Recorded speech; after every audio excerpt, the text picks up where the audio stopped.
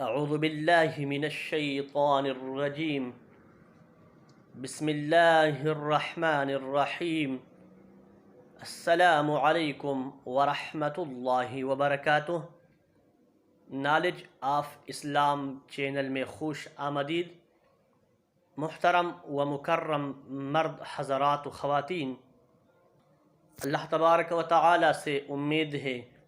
کہ آپ سب خیر خیریت سے ہوں گے۔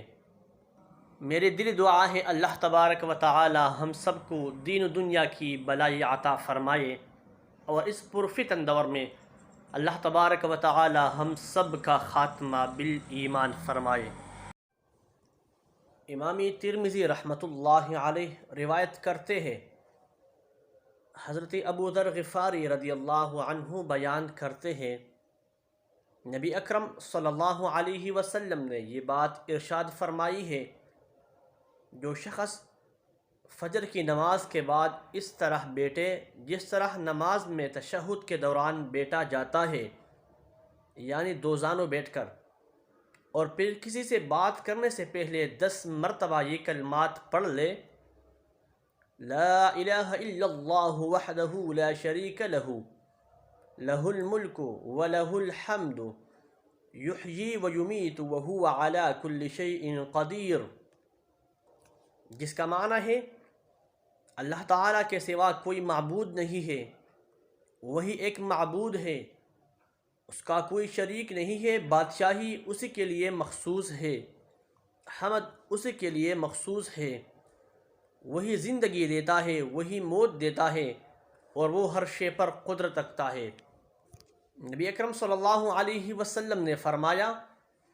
جو شخص 10 بار یہ ذکر کرتا ہے، اللہ تبارک و تعالی اسے 6 انعامات سے سرفراز فرماتا ہے۔ اس کے لیے 10 نیکیاں لکھی جاتی ہیں، اس کے 10 گناہ معاف کیے جاتے ہیں، اس کے 10 درجات بلند کیے جاتے ہیں، وہ پورے دن میں کسی بھی حادثہ سے محفوظ رہتا ہے، وہ اس دن شیطان کے شر سے محفوظ رہتا ہے، اس دن اس سے کسی گناہ کا صدور نہیں ہو سکتا جبکہ شرک اس سے مستثنا ہے۔ اس عظیم فضیلت کی وجہ یہ ہے کہ یہ ذکر توحید باری تعالی، کائنات اس کی ملکیت، حمد و ثنا، حیات و ممات کے مالک ہونے،